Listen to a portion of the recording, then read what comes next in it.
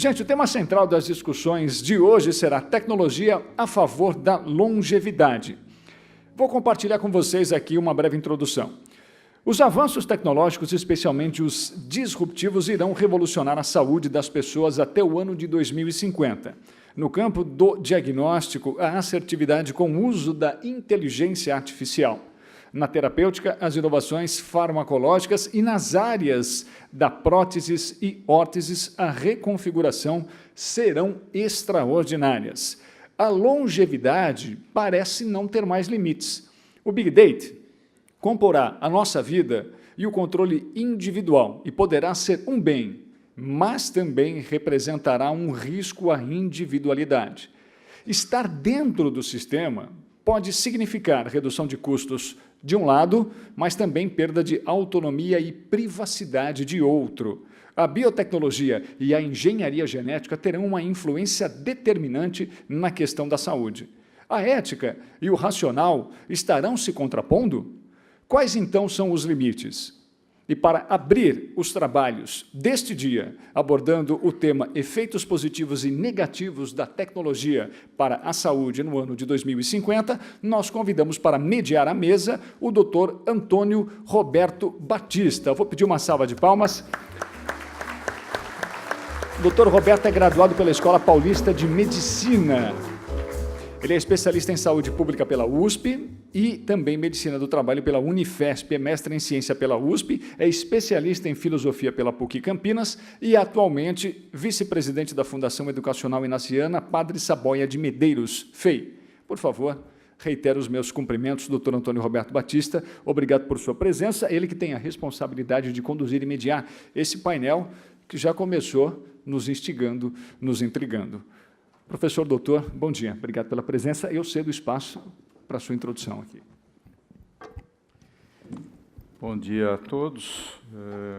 Muito obrigado pela presença mais uma vez e agradecido à FEI, aos organizadores, pelo convite para mediar esse painel tão interessante, que com certeza enriquecerá os nossos conhecimentos, dada a qualidade dos participantes. Na verdade, os dois participantes deste painel, além das suas qualidades profissionais, excelente currículo da contribuição que certamente trarão, eu tenho o privilégio de dizer que são amigos muito queridos, né? Mas não foi nenhum tipo de nepotismo afetivo, foi realmente pela qualidade dos participantes que eles comparecem aqui. O tema já foi apresentado, aspectos positivos e negativos da tecnologia na área de saúde. Como vocês certamente sabem, hoje, muito da evolução na área de saúde, da evolução no próprio exercício da atividade médica, ela se deve a desenvolvimentos que nascem da área tecnológica, de diversos campos de pesquisa mais identificados principalmente com a engenharia, né, que é o ponto central aqui da nossa instituição. E eu me refiro, então, rapidamente a uma frase que marcou muito o nosso primeiro encontro, né, de inovação aqui neste programa da FEI, que essa frase ficou na minha memória desse primeiro encontro, onde se dizia: a tecnologia será aquilo que nós fizermos dela. E este painel atende um pouco a essa ideia, quer dizer, a tecnologia está aí com um grande desenvolvimento, com uma grande força, com um grande empenho de inúmeros pesquisadores, mas ela será para nós aquilo que nós fizermos dela, porque no campo específico, inclusive, da medicina e saúde, ela nos traz uma série de desafios novos, alguns deles bastante difíceis, como são normalmente os desafios inovadores, que são desafios éticos, educacionais, desafios de sustentabilidade econômica, nós vamos falar um pouco disso no transcurso hoje do dia, e desafios gerenciais também, de como colocar todo esse conhecimento que é constantemente desenvolvido, toda essa tecnologia nascente a serviço e a benefício das pessoas, né? Portanto, do bem-estar e da saúde. Feita essa rápida introdução, eu quero, então, nominar aqui os nossos participantes, iniciando pelo professor André César Médici, que é um economista sênior do Banco Mundial, administrador público pela Fundação Getúlio Vargas, mestre em Economia pela Unicamp e doutor em História Econômica pela Universidade de São Paulo. Ocupou diversos cargos na administração pública brasileira, foi professor universitário e, desde 1996, se encontra em Washington, onde trabalhou inicialmente no BID, no Banco Interamericano de Desenvolvimento, e atualmente no Banco Mundial. É membro do Banco Mundial que trabalha muito ligado aos projetos de fomento, especialmente no campo da saúde, que é um campo onde ele se destaca como um economista de grande conhecimento e grande especialização, né? Entre os diversos pecados do professor Médici, ele foi o principal orientador que eu tive, não orientador oficial, mas o principal orientador que eu tive quando eu trabalhei o meu mestrado exatamente num campo similar, né? Ele participa do conselho de diversas entidades e tem trabalhado em iniciativas desses organismos internacionais. Ele vai se dirigir a nós a partir de Washington, aproveitando, então, aí o próprio tema de tecnologia para nós usufruirmos um pouco desse recurso, né, de escutá-lo à distância, né. Em seguida, eu vi que já acabou de chegar um outro grande amigo meu, que é o professor Dr. José Luiz Gomes do Amaral, atualmente presidente da Associação Paulista de Medicina, mas já foi presidente da Associação Médica Mundial, inclusive, além da brasileira, que é graduado em Medicina, com mestrado e doutorado em Cirurgia Vascular Cardíaca, Torácica e Anestesiologia pela Escola Paulista de Medicina. É especialista em Anestesiologia e Medicina Intensiva, portador do título superior em Anestesiologia. Professor titular da disciplina na Escola Paulista de Medicina, em Anestesiologia, Dor, Terapia Intensiva, no Departamento de Cirurgia da mesma escola, Universidade Federal de São Paulo. Assistente estrangeiro da Faculdade de Medicina, Universidade Louis Pasteur, de Estrasburgo, França, atual presidente da Associação Paulista de Medicina. E eu sei que é médico também registrado na Ordem dos Médicos em Portugal, né? Nós dois partilhamos a mesma afeição lá ao país dos nossos ancestrais, né? Então, com esses dois nomes, nós teremos, então, um debate a respeito dos efeitos positivos e negativos do uso da tecnologia. E por que falar dos negativos, né? Porque todo avanço, certamente, oferece inúmeras oportunidades, como é o caso, mas sempre carrega consigo também algumas ameaças, né? Todo problema que nós resolvemos, normalmente já traz no ventre os próximos problemas. Então, isso não pode ser ignorado, embora o foco principal, a resultante principal, nítida, no caso da aplicação de tecnologia, é aquilo que nós podemos fazer dela para melhorar o bem-estar e a saúde das pessoas. Então, começamos pelo André, que já está ali na tela. André, um grande abraço, um abraço aí que atravessa o oceano aí até Washington aí para você. E, por favor, assuma a palavra, então. Bom dia a todos, muito obrigado, Batista, um grande abraço para você, fico feliz de estar participando dessa mesa com você aí, com todos da FEI. Queria agradecer, né, a participação nesse terceiro Congresso de Inovação Mega Tendência 2050 e também, primeiro, colocar de antemão que tecnologia é um tema infinito. Nós podemos falar sobre tecnologia muitas horas. Então, a dificuldade de falar sobre tecnologia em saúde é justamente saber como limitar, né, nesses 20 minutos, as questões que são mais importantes. Mas como todas essas questões importantes são também muito subjetivas, eu gostaria, na verdade, de colocar a minha preferência sobre a questão dos temas que estou colocando agora. Não? Bom, A primeira questão que eu gostaria de colocar aqui é basicamente o que nos espera nessa discussão, né? A primeira questão que a tecnologia traz é o tema da velocidade e da simultaneidade.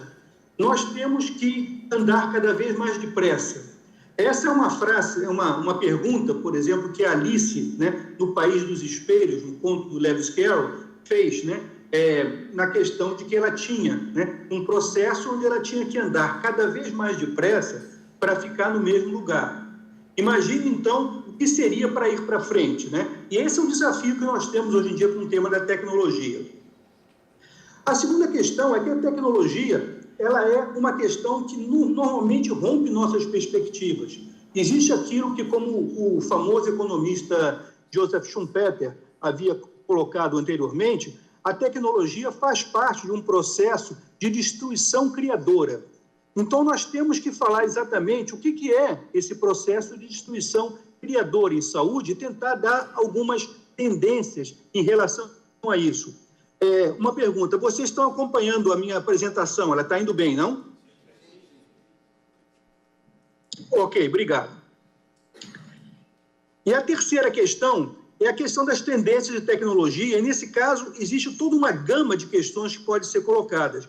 Eu vou, praticamente nesses meus 20 minutos, me centrar na questão específica das tendências da tecnologia de informação na área de saúde.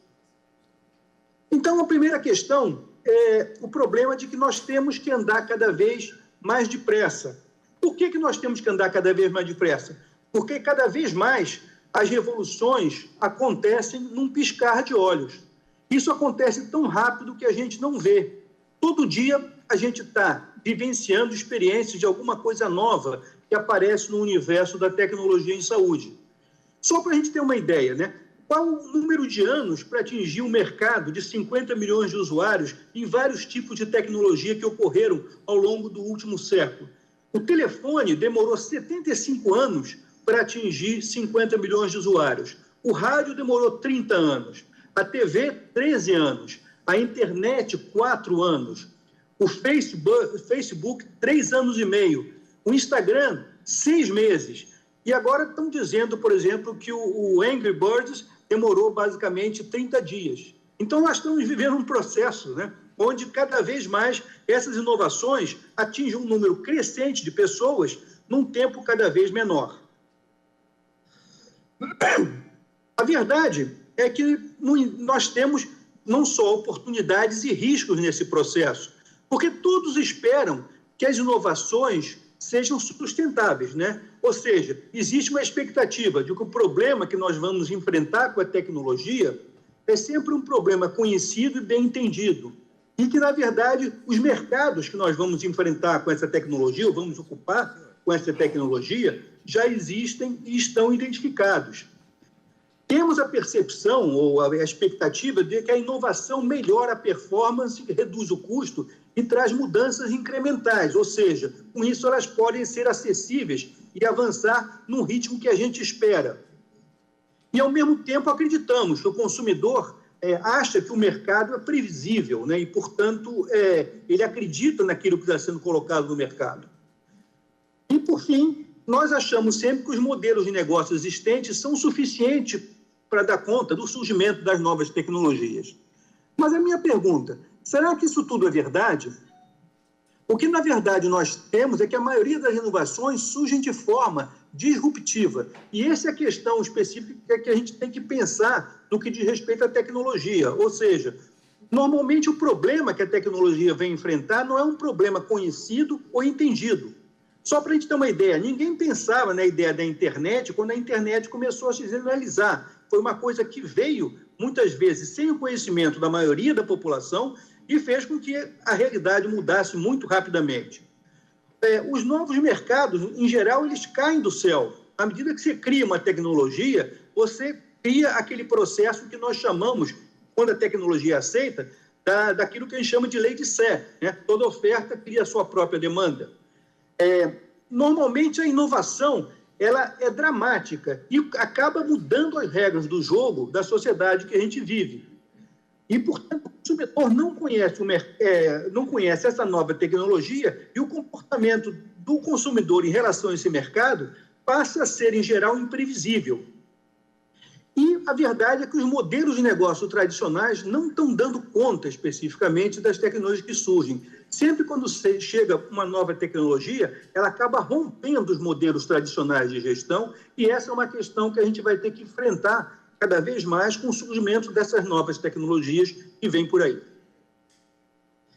Por exemplo, no caso específico da saúde, né, a produção em saúde está mudando, né, do conceito de volume para o conceito de valor. E isso terá um grande impacto na tecnologia de saúde, né? Ou seja, durante muito tempo, nós tivemos um processo onde a tecnologia em saúde era incremental e aumentando especificamente o custo, era baseada na questão do volume e era baseada no pagamento por serviço, no chamado fee for service, né?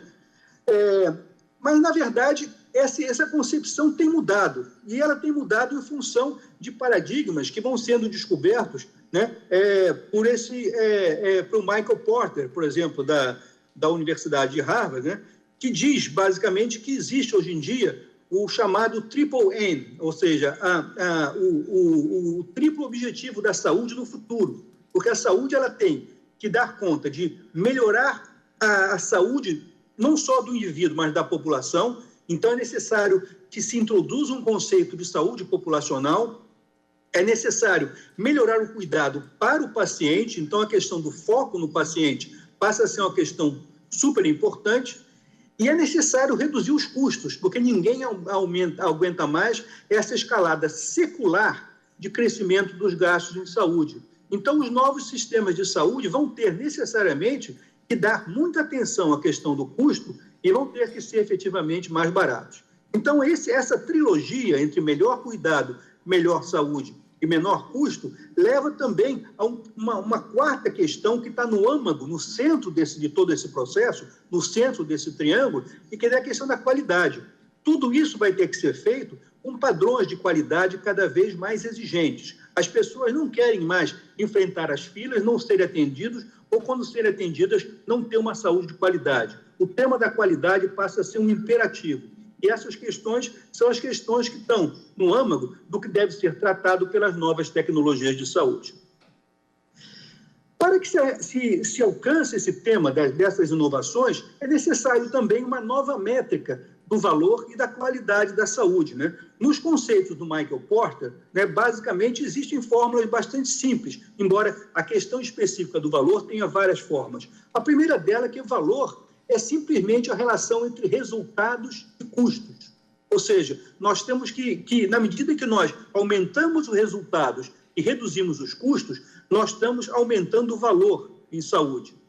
E a qualidade é a multiplicação da relevância das ações de saúde que a gente tem pelos resultados que nós vamos associar, mas divididas pelo desperdício. Então, quanto maior a relevância, maior os resultados alcançados e menor o desperdício, mais nós estamos chegando perto do conceito de qualidade que é desejado. Mas isso exige que tenhamos novas métricas do setor saúde. Quais são essas métricas que temos que pensar? Primeiro, uma métrica no qual os resultados clínicos devem ser medidos e avaliados em cada ciclo completo de cuidado de um paciente. Os custos também têm que ser medidos e avaliados em cada ciclo completo de cuidado. A relevância das ações tomadas também tem que ser associada a cada ciclo completo de cuidado. E o desperdício de recursos também. Isso seria impossível tratar dessa nova forma de chegar à ideia do valor se nós não tivéssemos uma revolução tecnológica que permitisse fazer com que as bases de dados, o Big Data e também a métrica desse Big Data tivesse cada vez mais presente. Ou seja, sem as revoluções que temos hoje na tecnologia da informação, será efetivamente impossível ter uma nova métrica, uma nova forma de avaliar a saúde baseada no valor. Bom, isso tem também um novo efeito na questão das formas de remuneração, né? Em vez, nós temos que abandonar as formas de remuneração que privilegiam a questão específica do volume, como, por exemplo, o pagamento por serviço sem uma avaliação, e passar cada vez mais a ter novas formas de medição baseadas nos resultados, né, e baseadas na ligação entre o que se paga e a qualidade. Só para a gente ter uma ideia, desde que começou a ser feito o Plano Obama nos Estados Unidos, né, o principal programa social público dos Estados Unidos, que é o Medicare, que presta atenção de saúde para a população de 65 anos e mais, começa crescentemente a fazer a ligação entre o pagamento do serviço e a qualidade, ou seja, se a qualidade for menor, o pagamento vai ser menor, mas também criar mecanismos alternativos, como se está se pagando mais por resultados, e não mais se pagando especificamente, simplesmente pelo volume. Então, esse é o tipo de revolução que a gente tem que pensar daqui para frente, né? Nos países desenvolvidos, nos Estados Unidos, na Europa, essa discussão é uma discussão que está permeando todos os âmbitos do sistema de saúde. E que tipo de discussão, que tipo de inovação nós vamos ter especificamente em nossos países? O Brasil ainda está arranhando esse processo, né? Eu sou parte da criação desse processo, criamos um instituto, que é o IBRAVES, um Instituto Brasileiro de Valor em Saúde. Mas temos como missão nesse instituto fazer com que se possa avançar na difusão da metodologia de valor, mas é necessário que isso seja acompanhado por uma série de inovações tecnológicas, como especificamente a revolução que vamos ter na área de tecnologia da informação e de Big Data.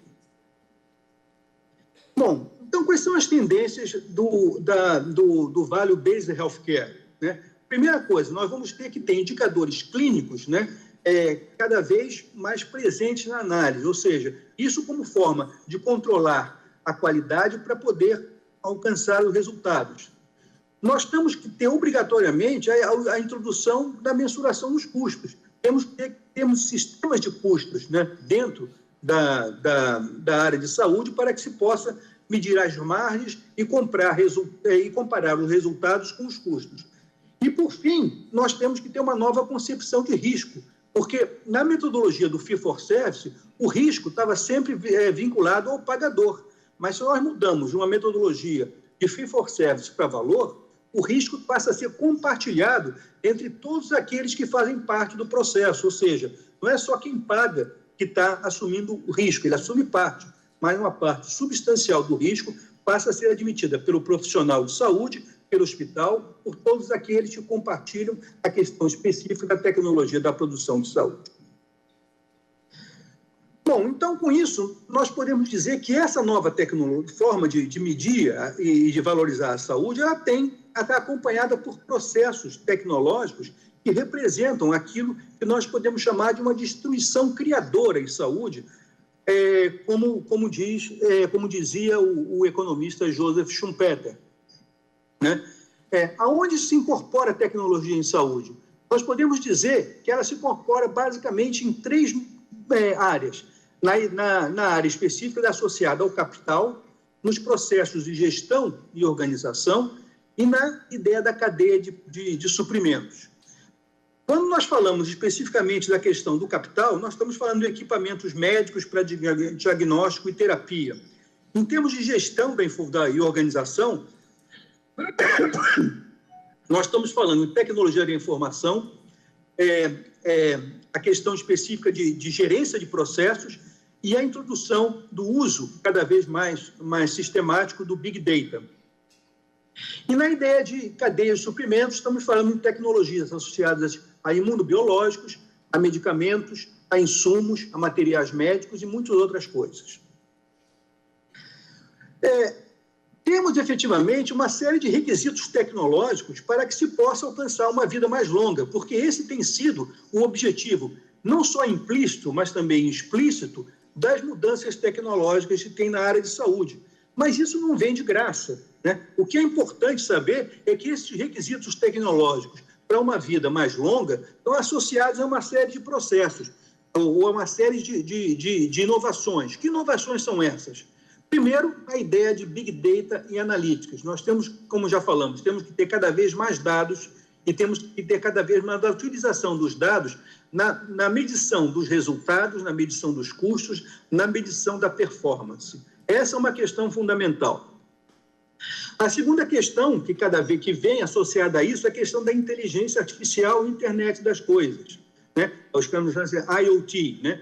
A internet das coisas, ela tem como um objetivo específico, né, reduzir, né, o custo do trabalho que está associado à obtenção da informação em saúde através da utilização das próprias máquinas e equipamentos. Então, os equipamentos que hoje existem dentro de um hospital ou dentro de uma rede de saúde, cada vez mais eles produzem informações que são capturadas, né, automaticamente nos sistemas de Big Data e, através de processos de analíticas, eles produzem informação que são úteis para saber se nós estamos aumentando a produtividade, se nós estamos resolvendo o problema da qualidade, se nós estamos reduzindo custos e assim por diante. Com isso, a gente tem uma revolução do trabalho em saúde. Nós podemos dizer que nos próximos 50 anos, 60% das profissões de saúde vão ser totalmente diferentes do que elas são hoje. Novas profissões vão ser criadas. A redefinição do trabalho médico é uma questão que vai estar na pauta do dia. Hoje mesmo, com a utilização das metodologias de valor em saúde, cada vez mais nós temos menos médicos associados a determinados processos finais e a utilização de toda uma gama de profissionais de nível tecnológico que vai sendo incorporado às atividades de saúde. A outra questão é a questão da biotecnologia na farmácia e as soluções para cada indivíduo. Nós estamos passando por uma grande transição na indústria farmacêutica, que é a passagem da base química para a base biológica. E os medicamentos biológicos e os similares, eles trazem não só novas formas específicas de tratamento do problema e permitem soluções que são individualizadas, ou seja, muitas vezes o tipo de remédio que eu vou precisar, ele vai ser construído em função de uma análise específica do meu código genético, do tipo de doença que eu tenho, e não especificamente um remédio que seja uma panaceia que vai ser utilizada para uma coisa que todo mundo sabe. Ou seja, essa questão das soluções individualizadas estão cada vez mais aparecendo dentro do horizonte das tecnologias de saúde.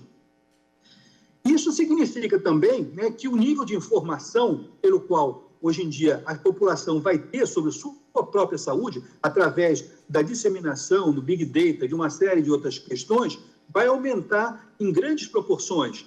Não vamos poder falar no futuro mais do indivíduo como paciente dentro do hospital, mas ele vai ser um agente, ele vai ser aquele que vai discutir com o médico, com a equipe da saúde, todos os seus problemas com determinado nível de profundidade e muitas vezes prestar informações que vão ser importantes e participar na resolução dos seus próprios problemas de saúde.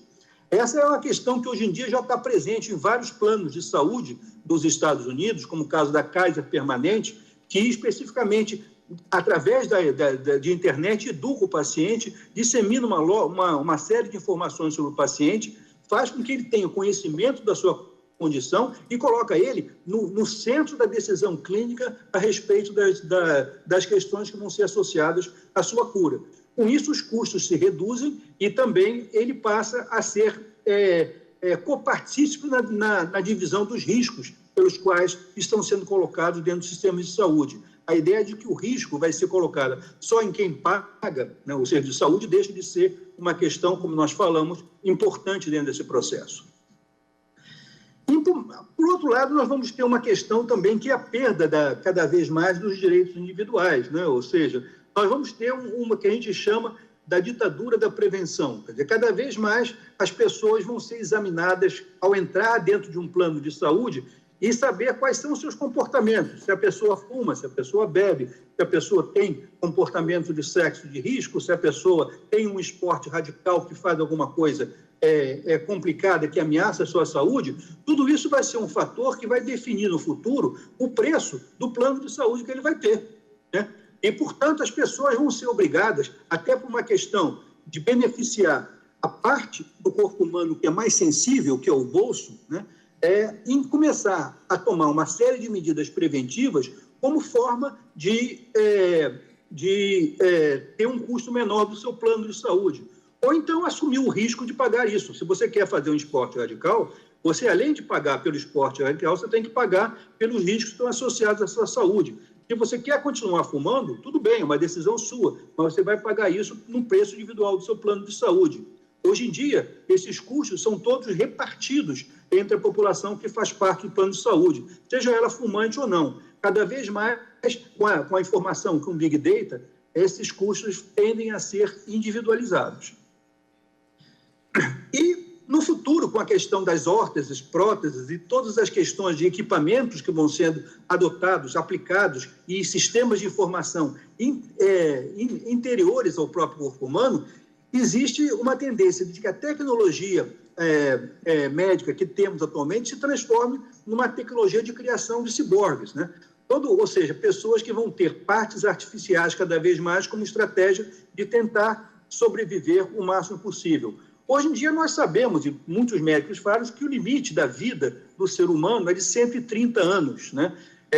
Estamos já, de alguma forma, com a utilização da tecnologia próximo de chegar a esse limite. Mas será que essa barreira pode ser superada? Quer dizer, são questões que, especificamente, as novas tecnologias e a interação entre essa tecnologia, né, e a biologia do corpo humano vão dizer, especificamente, no futuro próximo. Mas a questão é de que viver mais também tem uma série de riscos, né? O principal risco que está associado a isso, e isso daí a gente coloca, é o visto do aumento, né, na multimorbidade e nas doenças crônicas, né? A tendência que se tem, isso aí, é que na medida em que aumenta a idade, o número de doenças crônicas que as pessoas vão tendo vai aumentando. E isso tem efeitos específicos, ou cada vez maiores, no aumento dos custos associados à saúde e na redução ou dificuldade de avaliação das possibilidades terapêuticas. Só para a gente ter uma ideia, o custo de um paciente que tem de 65 anos, segundo os estudos que se faz na OECD, que tem uma enfermidade crônica, ele é 10 vezes menor do que o custo de uma pessoa que tem, por exemplo, 6 ou 7 enfermidades crônicas. E isso é uma questão que efetivamente tem que ser trabalhada cada vez mais dentro da perspectiva dos sistemas de saúde. O risco de prescrição múltipla, quando você tem multimorbidade, aumenta, porque a ideia é de que a soma de multimorbidade, mais envelhecimento, mais vários tipos de prescrições e mais o processo da polifarmácia cria uma série de problemas de dispensação e administração, o que faz com que o médico tenha uma dificuldade cada vez maior de prescrição e orientação e problemas de monitorar os resultados daquilo que está sendo feito. Com isso, aumenta o risco de terapêuticas inadequadas, ou seja, através de interações, de reações adversas, de problemas de não adesão e de submedicação. Esses são problemas que, efetivamente, vão ter que ser enfrentados, de alguma forma, no futuro deste processo, né? Bom, então, aí eu gostaria, acho que eu já estou no limite dos meus 20 minutos, né? Eu gostaria só de colocar algumas questões que são importantes na área que eu acho que vai revolucionar mais esse processo, que são as tendências na tecnologia de informação e saúde. Nós temos, basicamente, 5 coisas que são importantes nessas tendências, né? Primeiro, nós já falamos a questão da Internet of Things, né? Os dispositivos, a Internet das coisas, dispositivos médicos são conectados com a informação, gerando a outra questão, que é o Big Data, né? Nós vamos ter cada vez mais dentro do hospital aquilo que nós chamamos de hospitalometria. A métrica do hospital vai ser dada em tudo, e toda a informação vai ser utilizada como forma de racionalizar custos, de melhorar a qualidade e de aumentar os resultados. A outra tendência é a conectividade e acesso total a dados e comunicações. Não é só as pessoas que estão dentro do sistema que vão receber essa informação, mas a informação vai estar disponível para que todos possam especificamente acessar, né? Como já está acontecendo em várias outras áreas. Cada vez mais nós vamos ter a ideia de telesaúde, ou seja, basicamente, hoje em dia o telefone celular passa a ser um instrumento muito importante do médico. Eu mesmo, através aqui do meu médico, eu vou muito pouco fazer uma consulta, mas eu estou toda hora interagindo com o meu médico, através de telefone, para contar problemas que estão acontecendo, mandando mensagem, ele responde com mensagens, e estou, de alguma forma, recebendo meus exames por internet, mandando meus sintomas, os exames que eu posso fazer por mim mesmo em casa e recebendo prescrições e assim por diante. E, por fim, quer dizer, a gente sabe que já está avançando muito a ideia da robótica, da mecatrônica, da impressão 3D, quer dizer, no futuro, né, ou já está acontecendo, muitos medicamentos vão ser impressos na sua própria casa através de impressoras 3D. Essa ideia de você ter que ir à farmácia para comprar um remédio acaba sendo, muitas vezes, mais fácil você ter a sua própria, uma impressora 3D ligada à rede da farmácia, e quando a prescrição é dada, aquilo vai para a sua impressora 3D e você tem o remédio sendo produzido em sua casa. Com isso, você limita e reduz muito os custos de logística que estão associados a esse processo. Enfim, são tendências que parecem futuristas, mas, na verdade, elas estão muito presentes naquilo que nós vamos ver nos próximos anos. E 2050 está aí, é um piscar de olhos. Daqui a pouco nós vamos ver essas coisas e provavelmente muitas outras que estão muito além daquilo que a gente está discutindo aqui. Bom, existem 3 coisas que são importantes na parte específica de tecnologia e Big Data, né? Ou seja, as bases necessárias para operar esses sistemas, que são sistemas cada vez mais complexos, vão necessitar de associações, de fusões e aquisições entre grupos de empresas e de parcerias cada vez maiores entre diversos setores. Então, nós vamos ter um desenvolvimento de bases de dados próprias dos hospitais, vamos ter processos de aquisição de dados, quer dizer, a informação cada vez mais vai ser uma mercadoria importante, o compartilhamento de dados entre os atores relevantes, o desenvolvimento de parcerias públicos-privadas, né? A ideia de que você vai ter simplesmente um sistema público, um sistema privado vai deixar de existir, você vai ter uma interação cada vez maior desses sistemas, e isso tudo para fazer com que se possa ter uma superação dos limites de escala. Quer dizer, hoje em dia, nós temos uma série de problemas no qual determinados estabelecimentos, determinadas regiões, não conseguem acessar serviços de saúde por questões de escala. Com as novas tecnologias de informação, esses problemas podem ser superados no futuro. A outra questão importante é o tema da interoperabilidade. Cada vez mais os equipamentos, né, os sistemas vão estar integrados dentro de todos esses processos. Ou seja, e para isso os sistemas têm que ser flexíveis para integrar distintas bases de dados provenientes de outros parceiros. Aí também o uso crescente da internet das coisas para captar informação que, de uma forma barata, que hoje em dia depende do trabalho manual para ser feita. E, por fim, a questão do analytics, né? Cada vez mais a gente vai ter o uso crescente de analytics, né? de análises, né? E de avaliação dos dados, de métricas, para os fins de pesquisas ou operacionais, né? Ou para fins operacionais, e a produção de informações relevantes para a tomada de decisões. Vamos ter cada vez mais que desenvolver, né? Ou comprar analíticos de fornecedores especializados, né? Ou seja, ou o estabelecimento desenvolve sua própria analítica, ou ele vai comprar, porque vão existir várias empresas especializadas que estão fazendo isso. Por exemplo, só para dar um exemplo, né? A empresa de um amigo meu em São Paulo, que é a 2IM, ela está fazendo um processo associado aos DRGs que são produzidos pela 3M para avaliar o desempenho do corpo clínico. E vários dos grandes hospitais de São Paulo, inclusive o Einstein, o Sírio-Libanês, já estão comprando esses processos. Atualmente, eles não podem usar esses processos para pagar especificamente ou para avaliar e remunerar os médicos. Mas, no futuro, isso certamente vai ser uma coisa que vai estar associado, porque todos vão ser checados diariamente no seu desempenho. E, por fim, a questão do desenvolvimento de recursos humanos, né, para a produção e uso de analytics, né? Nós hoje falamos em analytics como se fosse uma coisa simples, mas não é. A gente tem que ter uma cultura de produção, disseminação e uso de dados. E isso vai demorar ainda um certo tempo para que todos aqueles possam ser. As nossas faculdades de medicina, desculpem se eu estou falando isso, elas ainda estão muitos passos atrás, elas são antediluvianas. Não existe ainda uma discussão e uma reformulação dos currículos para incorporar esses temas específicos de tecnologia de informação e de analíticas, do uso de dados específicos dentro da medicina. Então, uma série de coisas tem que ser pensadas daqui para frente. Bom, nós poderíamos falar muito mais tempo sobre todas essas questões de tendências, nós vamos descendo aos detalhes. Mas, numa palestra de 20 minutos, é um pouco essas questões que eu priorizei para falar para vocês. Espero que a discussão esteja sendo útil e eu estou aqui para o debate depois. Muito obrigado. Aí está meu e-mail, se vocês quiserem entrar em contato, e também o site do meu blog, que vocês podem acessar algumas informações sobre isso. Muito obrigado, André. Excelente.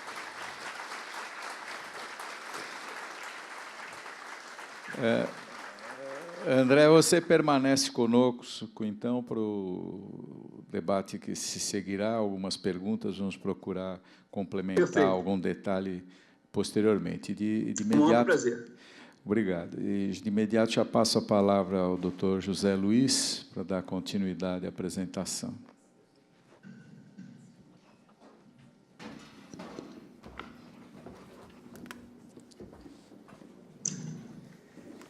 Muitíssimo bom dia, uma imensa satisfação aqui voltar.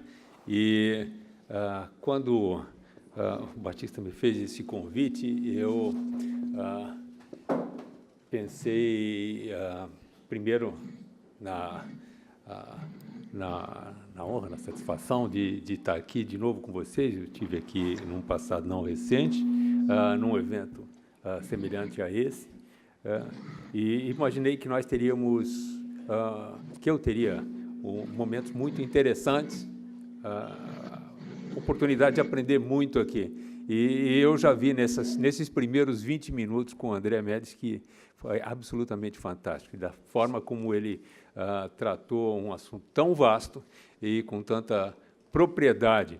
E nós não havíamos combinado nada antes, mas certamente haverá muita sobreposição de pontos de vista. Eu gostaria de, para não repetir alguns dos aspectos que já foram muito bem tratados pelo André Médici,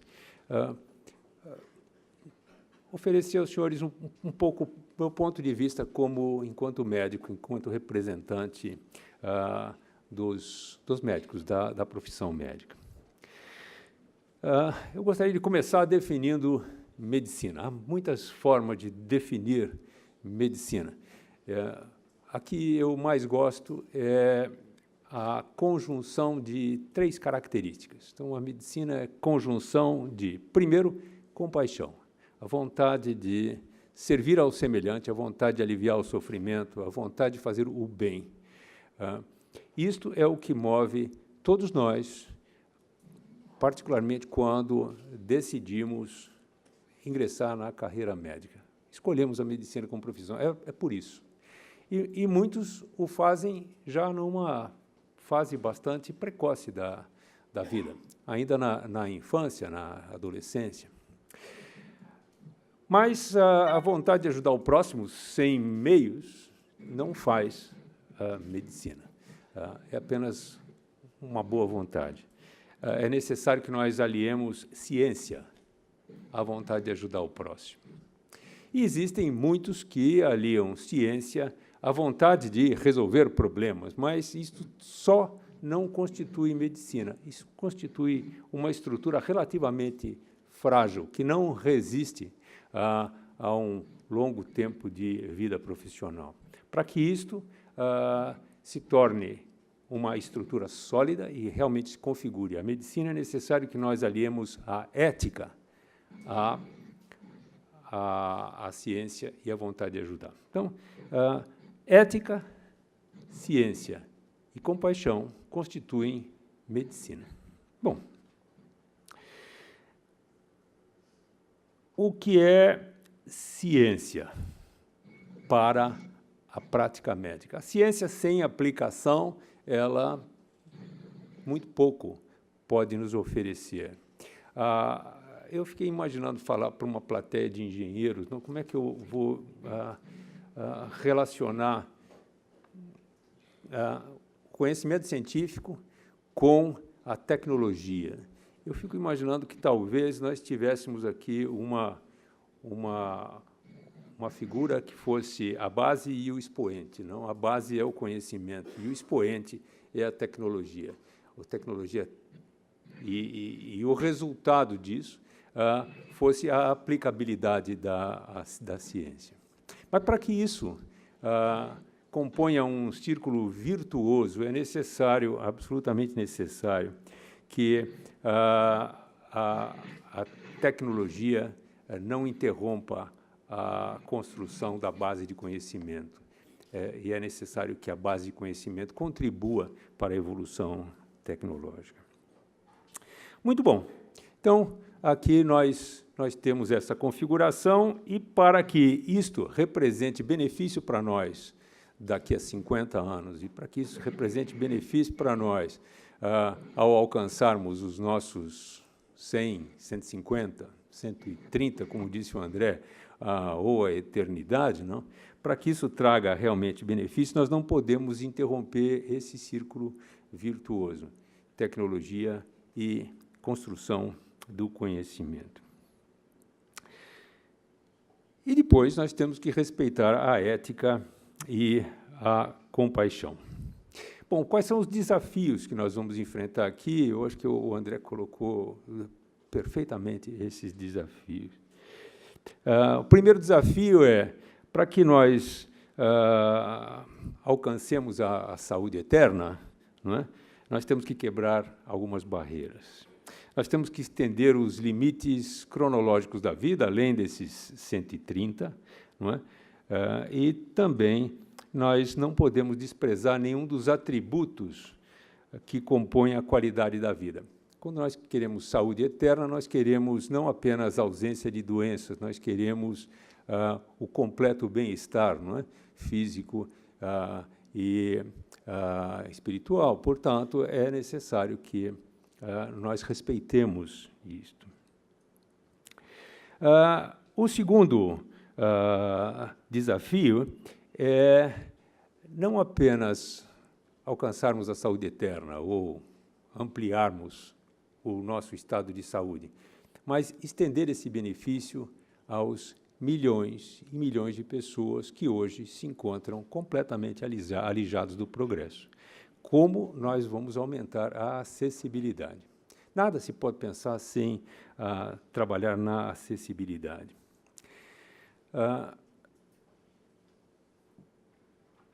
E é muito simples começar a discutir essa questão. Nós temos aqui em São Paulo uma expectativa de vida que ultrapassa os 75 anos, né? Nós temos no Japão uma expectativa de vida que ultrapassa os 80 anos. Mas nós temos na vasta extensão do globo uma grande parcela de pessoas que não alcança os 40 anos de idade. Portanto, o desafio não é chegar aos 131, o desafio é fazer que mais pessoas consigam ampliar a sua expectativa de vida com qualidade. Bom, e um outro aspecto que bem o André aqui colocou foi a sustentabilidade, né? Nós vamos ter recursos para isso? Como é que nós vamos distribuir os recursos aqui? Vamos racionalizar os recursos. Uma das questões aqui propostas foi racionalizar os riscos, não? Eu fiquei agora imaginando, nesse momento particular que nós enfrentamos aqui no Brasil, que racionalizar os riscos seria muito bom se nós já começássemos a não remunerar os nossos políticos pelo fee for service, mas pelos resultados, né? Eu acho que a gente tinha muito a ganhar ao final de cada mandato, né? Outra questão muito interessante com relação à aplicação de equações econômicas voltadas para a sustentabilidade foi essa questão gostei demais de uma das várias equações aqui que o André mostrou, que foi que o valor é a divisão dos resultados pelos custos, né? Há um tempo atrás, nós íamos discutir a gestão do sistema de saúde com um ministro passado, recente, da saúde, E aí um colega me disse, olha, é um pouco difícil conversar com ele está muito preocupado em aumentar o valor do sistema de saúde, mas muito preocupado com a redução de custos, né? E nós fomos dizer para ele que a forma como nós estávamos investindo recursos no tratamento de cardiopatias congênitas era muito pouco eficiente. Nós tínhamos pouquíssimos resultados, porque nós estamos investindo tão pouco que não valeria a pena investir daquela forma. Talvez valesse a pena concentrar o investimento em alguns centros de tratamento dessas moléstias assim complexas. E quando nós mostramos para ele, os dados para ele, ele olhou tudo aquilo e disse, ótimo, então vamos resolver isso, nós vamos cortar o programa, nós reduzimos os custos e, portanto, nós vamos ter uma melhor gestão do problema. Então, este é uma outra forma, talvez, um pouco exagerada, para enfrentarmos essa situação.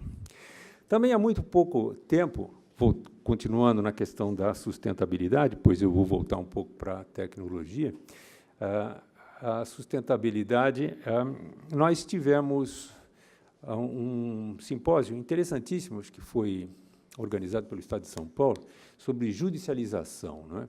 A nossa Constituição brasileira, de maneira muito interessante, nos deixa claro que a saúde é um direito de todos e um dever do Estado, vírgula. E aí tem uma frase bastante interessante depois dessa vírgula, que é como isto deve ser colocado em prática. Praticamente ninguém leva em consideração o que vem depois da vírgula, só entende essas duas assertivas, é um direito e é um dever. E não há recursos para tanto. E, ultimamente, nós temos tido uma rediscussão do tema e se tem colocado em dúvidas sobre se nós devemos ou não rever a Constituição e, quem sabe, modificar esse item, estabelecer alguns limites para isso, em função da aparente falta de recursos. Mas a Constituição, por outro lado, ela expressa o desejo da sociedade. E eu penso que todos nós desejamos isso. Todos nós desejamos que todo brasileiro tenha, todo cidadão que vive aqui nesse país, no mundo, tenha direito à saúde e que a sociedade deve buscar meios para prover isto. Então, eu entendo mesmo que nós tenhamos que repensar quais são os limites. Porém, antes de começarmos a pensar em mudar a Constituição, nós talvez precisemos pensar, e agora eu vou entrar diretamente no assunto desta reunião, pensar saúde. Quer dizer, a partir do momento que nós todos pensarmos saúde, quando se desenvolver um novo avião, estamos pensando em saúde, esse novo avião, quanto ele produz de poluição ambiental, quanto poluição ambiental representa na saúde. Esse novo avião representa quanto em ruído e quanto esse ruído representa nas populações que vivem próximas do aeroporto. Isto, cada vez mais, é uma preocupação do desenvolvimento tecnológico. Cada ação que se desenvolver dentro desse planeta, nós precisamos pensar qual o impacto que ela produz na saúde. Chegou-se a um ponto que sugeriu-se que nós não deveríamos ter mais nem ministérios, nem secretarias de saúde, mas que todos os ministérios e secretarias deveriam ter um departamento de saúde, de tal forma que qualquer ação desenvolvida em qualquer setor tivesse uma consideração sobre o seu impacto na saúde. Se nós tivéssemos isso, talvez tivéssemos mais saúde e sem precisar ter um ministério específico, uma vez que a saúde deveria estar presente em todas as nossas ações. Nós fazemos isso? Não. Então, talvez pudéssemos começar a pensar em fazer isso antes de mudar a Constituição. A segunda nós gerenciamos a saúde com competência Isto é, nós temos pessoas qualificadas, nós medimos o desempenho dessas pessoas quando nós os colocamos para gerenciar saúde no país e para operar a saúde do país. O André Médici nos falou sobre a importância de nós medirmos a eficiência dos nossos profissionais de saúde, dos nossos hospitais e assim por diante. Absolutamente certo, mas é importante medir, e não era brincadeira quando eu me referi, a qualificação e a eficiência do ministro da Saúde, dos seus adjuntos e de todos os seus funcionários, enfim, porque está bastante claro que não é que nós temos muitas dificuldades no gerenciamento da saúde no nosso país, seja a pública, seja a saúde privada. Do ponto de vista da operação, né, os nossos profissionais de saúde são qualificados. Eu sou professor universitário, trabalho numa escola médica há mais de 40 anos e concordo perfeitamente com a assertiva do André Médici, de que a educação médica e a educação dos profissionais de saúde, de um modo geral, é antediluviana. Esse termo é bastante interessante. Não sei se havia médicos antes de Noé, mas, de qualquer forma, provavelmente de algum tipo. E a educação médica é antediluviana. Nós não estamos preparados para esta destruição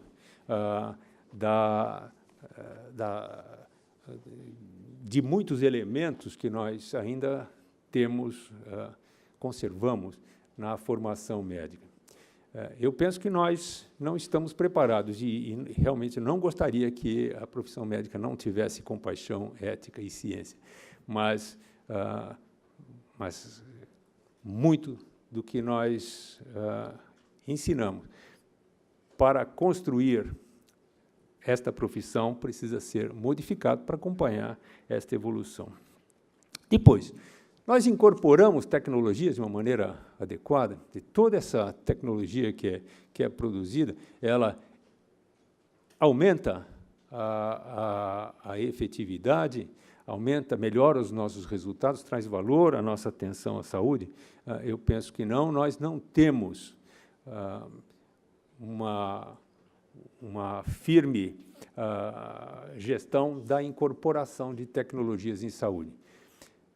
Recentemente, talvez nas últimas uma década e pouco, nós vimos algumas agências serem estruturadas nessa direção, mas é muito complicado como quando você deixar a avaliação da incorporação de uma nova tecnologia na mão de quem vai pagar aquela nova tecnologia. Você tem um viés aí que complica muito a situação. Nós precisamos uma avaliação mais independente. E o que vai se fazer com a avaliação, sim, é que depende daqueles que vão gerenciar ou pagar essa tecnologia. Enfim, nós desperdiçamos menos, nós estamos preocupados com o desperdício. Há algumas estimativas que colocam mais de 20% a taxa de desperdício nos hospitais bem administrados. Eu acredito que isso seja muito acima de 20%. E a fraude? Aí tem um problema bastante interessante. Nós estamos, nos últimos anos, nós temos visto isso alcançar níveis estratosféricos. Não? Nós conseguimos combater com energia a fraude dentro dessa estrutura? Não. Então, penso que nós tenhamos uma longa lição de casa. Temos que pensar em saúde, temos que gerenciar saúde e operar saúde a partir de competências e de avaliações contínuas, né? Nós temos que ter mais critério na incorporação de tecnologias e nós temos que ser mais eficazes em combater o desperdício e a fraude. Eu acho que depois de nós cumprirmos essa lição de casa, vamos pensar um pouquinho nos limites que talvez sejam necessários e impor a nossa Constituição, e vamos retirar esse capítulo da Constituição por uma revisão, mas penso que haja muita coisa para ser feita antes disso.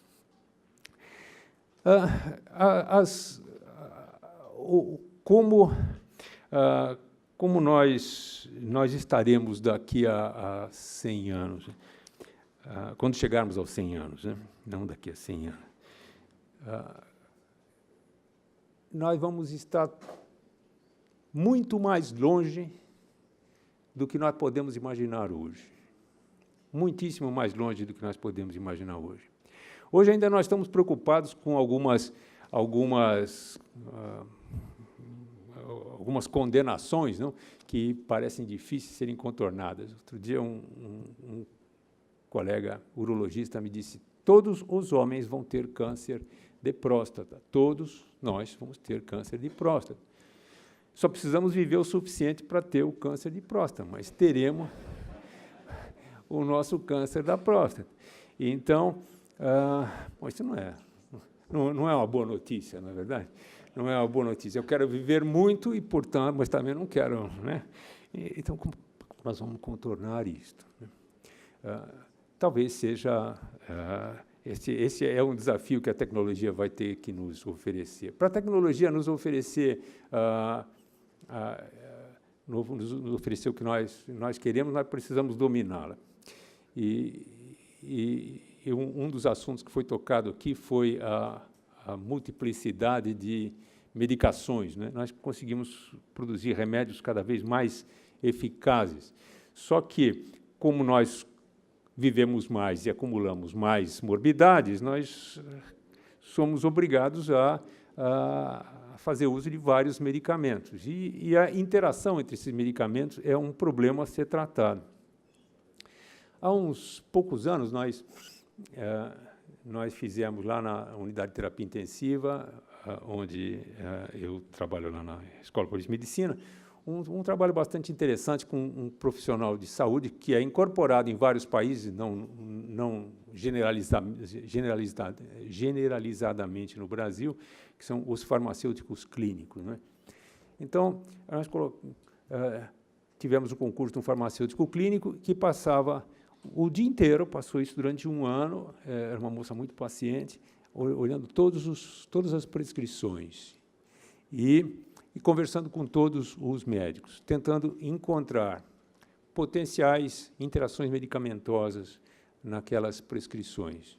Ela acompanhou a prescrição de algo como 500 pacientes durante um ano inteiro. E encontrou uma quantidade absurdamente alta, surpreendentemente alta, de interações medicamentosas potenciais, interações que os pacientes tinham manifestações, poderiam ter manifestações clínicas daquelas interações. Depois, foi conversar com os médicos e percebeu que alguns tinham realmente algumas dessas manifestações clínicas. Portanto, essas interações poderiam realmente estar ocorrendo. E, bom, o que vamos fazer com relação a isso? Nós vamos, talvez, modificar a prescrição, ou talvez simplesmente observar a evolução desses pacientes. Para isso foram usadas bases de dados, e aí nós estamos trabalhando como utilizar as grandes bases de dados. E nós modificamos 30% das prescrições. Isso foi a primeira tentativa. Eu tenho certeza que, se nós continuarmos a trabalhar nessa direção, nós modificaremos mais de 50% dela. E, portanto, aqui nós temos uma maneira de tratar um efeito adverso, ou o domínio incompleto da tecnologia, como nós queiramos dizer, dos medicamentos. Nós temos medicamentos potentes, mas nós precisamos saber trabalhar melhor com eles para poder evitar eventuais complicações associadas aos próprios. Há um tempo, nós trabalhávamos juntos na Associação Médica Brasileira, Batista e eu, nós nos envolvemos muito na gestão de desastres envolvendo a saúde, né? E um dos importantíssimos fatores ali envolvidos em desastre, na sua prevenção e seu controle, é o domínio incompleto da tecnologia. Então, o desenvolvimento tecnológico não tem limites, né? Nós vamos na área da saúde aonde quisermos, aonde a nossa imaginação nos conduzia, a ideia de produzir medicamentos em casa, de fazer o diagnóstico à distância, é absolutamente a realidade de hoje. Aqueles mais antigos, talvez gostassem de televisão, devem ter assistido um seriado que não tinha Netflix na época, era um outro seriado, chamava Jornada nas Estrelas, não é? Então, vários dos senhores se lembram da Jornada das Estrelas. A Jornada das Estrelas tinha um médico na Jornada das Estrelas, o Dr. McCoy, não é? E o McCoy tinha um negócio que parecia uma raquete de tênis, que quando alguém não passava bem, ele passava a raquete de tênis em cima e já saía com o diagnóstico e já fazia o tratamento.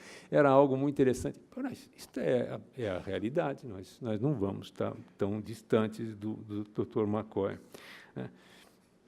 Enfim, como dominar tudo isso para o benefício das pessoas? Não podemos, de forma nenhuma, esquecer as premissas. A ética em primeiro lugar. E por que a ética em primeiro lugar? A ética em primeiro lugar porque sem ela não existe medicina, sem ela a compaixão pode resultar em desastre. E se nós tivéssemos que definir ética, que parece ser algo muito complexo, não é? Eu penso que talvez encontremos uma fórmula relativamente simples. Ética é sempre colocar o interesse das pessoas, ou daqueles quem tratamos, as populações ou os pacientes, em primeiro lugar. Fazendo isso, todo o restante fica mais fácil de ser resolvido, né? A outra questão é a rapidez, né? A rapidez com que as coisas evoluem, né? Nós temos realmente um imenso trabalho à frente. Não avançar e não avançar rápido é como a figura da Alice que começou essa discussão hoje à manhã, porque significa retroceder. Porque tudo evolui. Se você não avançar e não avançar nessa rapidez, você vai retroceder. Portanto, a Alice tinha lá suas motivações, né? E nós realmente estaremos muito mais longe do que nós podemos imaginar quando tivermos os nossos 130 anos. Espero que todos os senhores aqui estejam juntos, celebrando esses 130. Muito obrigado.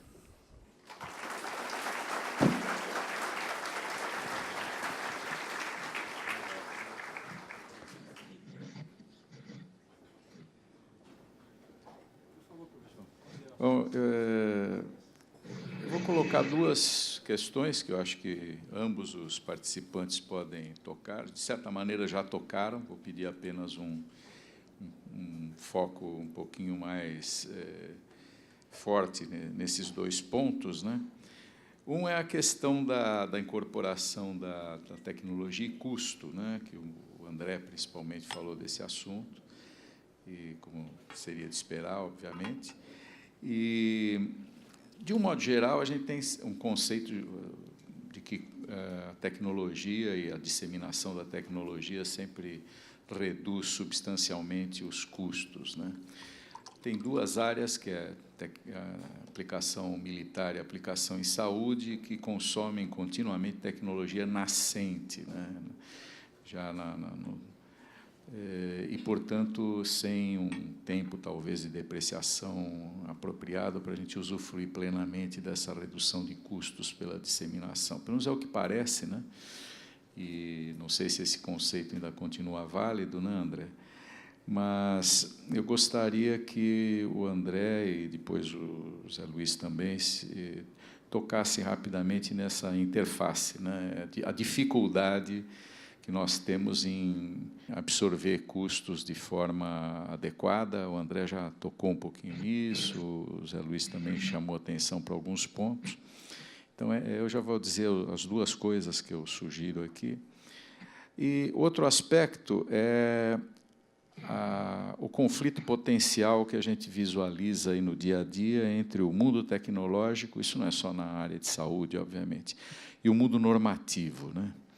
eu costumo brincar com os meus amigos da área de direito, quando eles tentam justificar por que uma decisão jurídica leva 10 anos para acontecer, dizendo que em 10 anos, tendo dinheiro suficiente, eu contrato um projeto para fazer um voo tripulado a Marte. Eu entendo que isso leve 10 anos, mas não entendo que decidir se um objeto é meu, ou é do André, ou é do Zé Luiz, possa levar 10 anos para que essa decisão apareça. Então, existe um conflito potencial aí que o pessoal que atua na área de saúde vive diariamente, entre a velocidade, que foi tão ressaltada do mundo tecnológico, e a lentidão, às vezes, assustadora do mundo normativo, né? Quer dizer, se as escolas médicas estão na era pré-diluviana, né?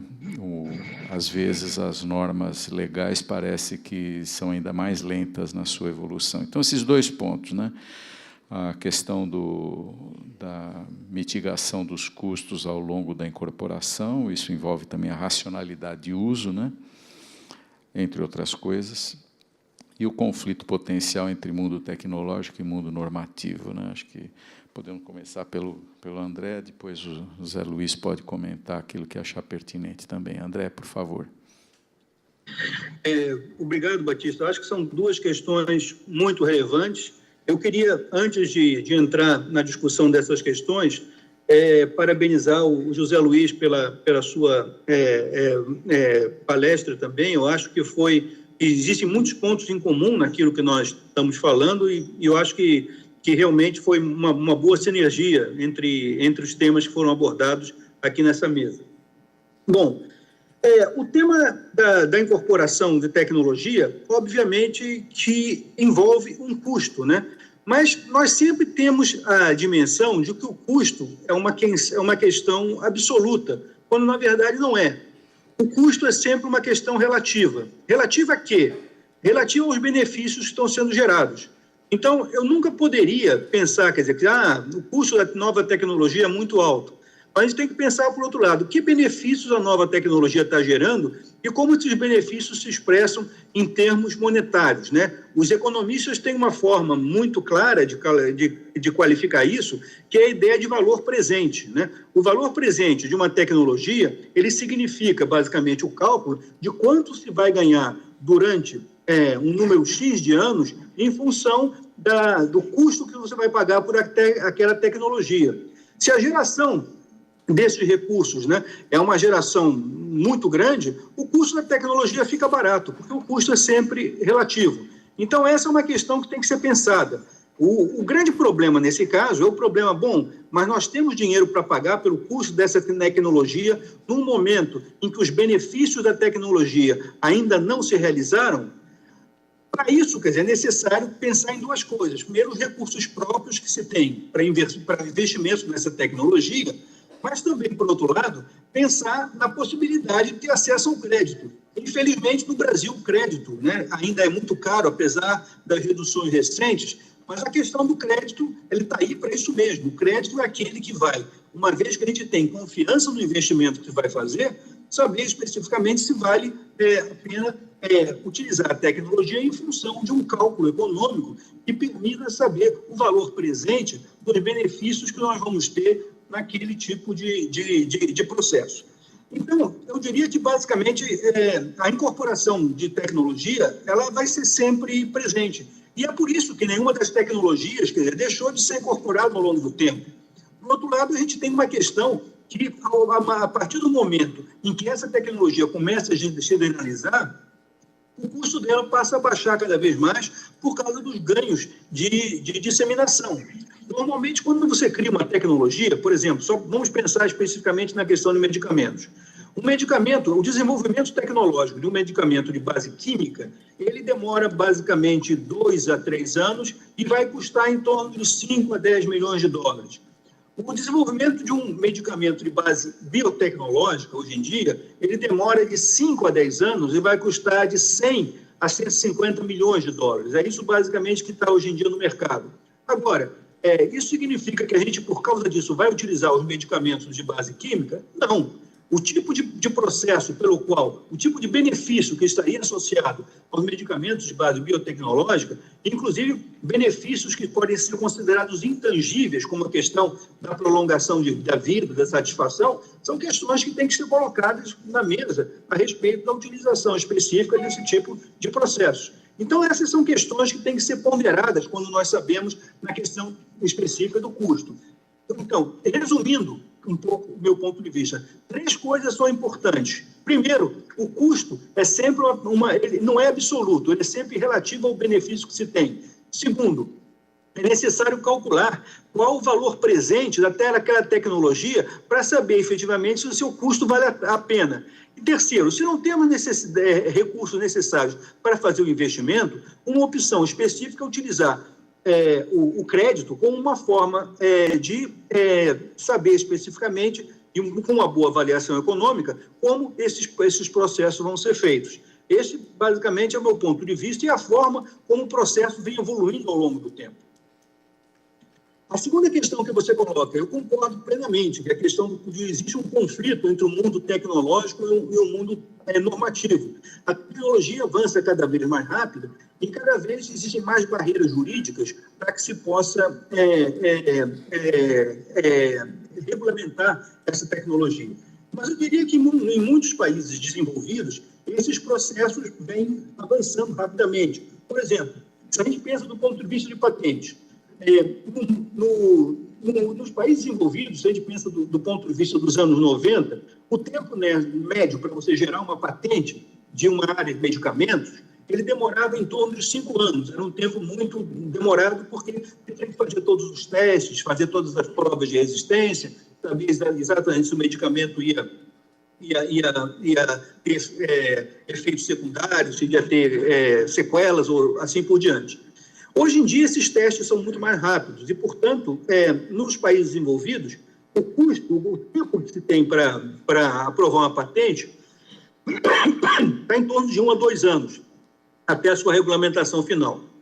No caso específico do Brasil, considerando as normas que a gente tem aqui, eventualmente, o tempo que você tem médio para agendar uma patente está em torno de 11 anos. O Brasil ele é muito lento nesse processo e também nós podemos dizer que essas questões são basicamente com várias interrupções. Então, é necessário fazer uma rápida revisão desses processos para que a gente possa entrar no mundo tecnológico. O Brasil é um país que tem muitas inovações, muitos artigos científicos hoje em dia que envolvem pesquisas já em fase 1, mas nós não temos capacidade de avançar para a fase 2 ou para a fase 3, porque não existem investimentos necessários, não existe a interação entre empresa e universidade que possa, de alguma forma, fazer com que esse processo avance. E não tem legalização e normalização jurídica para fazer com que esses processos tecnológicos possam ser patenteados de uma forma rápida, concisa e efetiva. Então, eu diria que, do meu ponto de vista, esses são os desafios que a gente teria um pouco nessa área. Tem outras questões que a gente tem que colocar do ponto de vista da questão normativa. Por exemplo, toda essa discussão infindável a respeito da judicialização da saúde, esse tema todo, gera uma série de questões que vão atravancando os processos de geração e criação de novas tecnologias. Então, alguma coisa tem que ser, na área específica de saúde avançada, para que se possa efetivamente ter uma forma clara e concisa de resolver esses tipos de conflitos. Obrigado, André. Vou passar rapidamente a palavra para o Zé Luiz, me desculpando por pedir pressa, né, porque nós estamos estourando o prazo. Eu estava tentando encontrar um exemplo simples e eu vejo assim até muito recentemente. Há alguns anos, põe aí uns 20 anos, eu estava envolvido no desenvolvimento da inalação de uma molécula, de um gás, era óxido nítrico, em pacientes em insuficiência respiratória e em pacientes com problemas cardiovasculares, notadamente hipertensão pulmonar.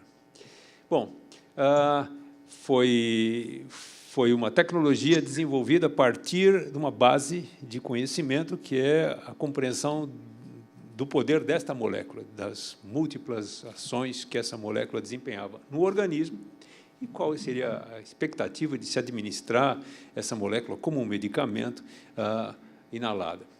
Ótimo. Então, isso foi utilizado e a sua aplicação clínica ela ficou restrita a um número relativamente pequeno de situações.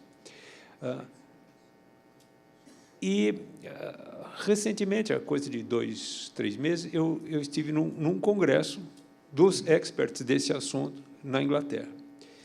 E eu estava um pouco surpreso sobre quanto se desenvolveu no conhecimento desta molécula e quanto pouco se acrescentou à sua utilização clínica, ao uso da tecnologia. Então, a base de conhecimento ampliou-se, mas a potência ali, que é a tecnologia e como utilizá-la, não ia adiante. Por que não ia adiante? Por causa da limitação econômica. É um gás extremamente caro para a sua administração. E também não entendi muito bem por que era extremamente caro, porque a sua produção não é uma produção altamente complexa.